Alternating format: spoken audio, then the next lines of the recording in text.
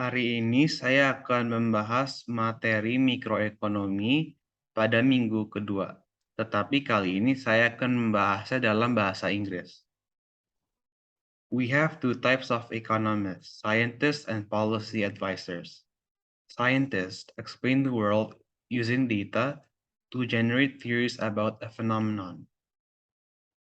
Economists cannot use practical lab experiments, so they run historical experiments and simulations using past data to generate theories about an event.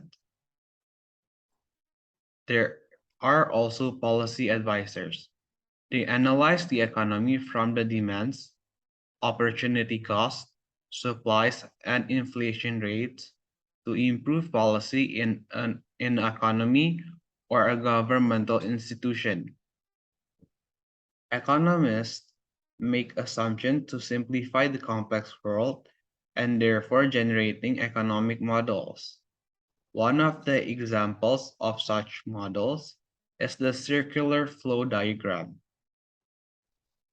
For example, businesses have to pay costs to the resource market to get their necessary stocks for their production.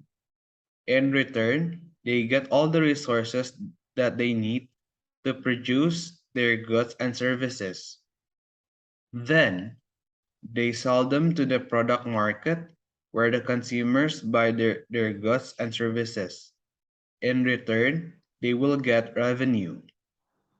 Households use their money to buy goods and services from the product market, and they get those products for their own consumption and needs. Households have to work and use their land, labor, capital, and entrepreneurial ability from the resource market to obtain income and incentive for their long shifts of effort. Markets are very competitive. For example, investors want the highest dividend and consumers want to buy a new house at a cheaper price, but it is still convenient for themselves.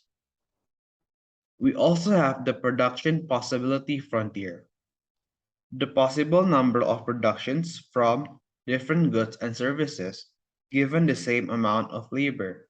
It is the definition of production possibility frontier.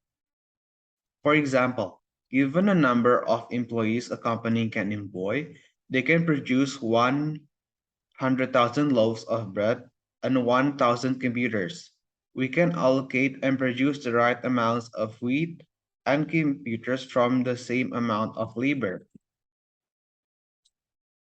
Last but not least, we also have the positive and normative statements.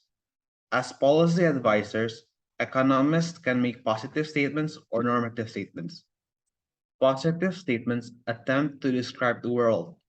It is the truth about the world. The key word is describing relationships. On the other hand, normative statements attempt to describe how the world should be. It provides recommendations. Last but not least, economists criticize theories and provide conflicting viewpoints.